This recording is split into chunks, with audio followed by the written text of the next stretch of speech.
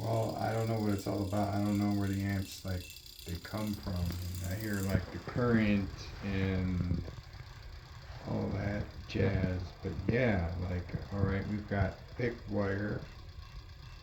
We've got electromagnetic induction current. Where are amps? How do we get amps?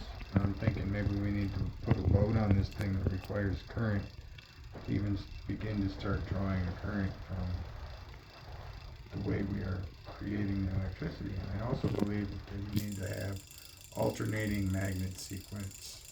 So north-south, north-south. And that means we're going to need to make another rotor, which is totally cool with me. But right now we're currently working with the weight of the rotor and the flyback from each coil. So we have this circuit right here. Goes diode, goes out diode to a capacitor back into the coil, and then it can either go to the next coil or it can fly back. And those are its only two options. Okay, so that's a good setup. I mean,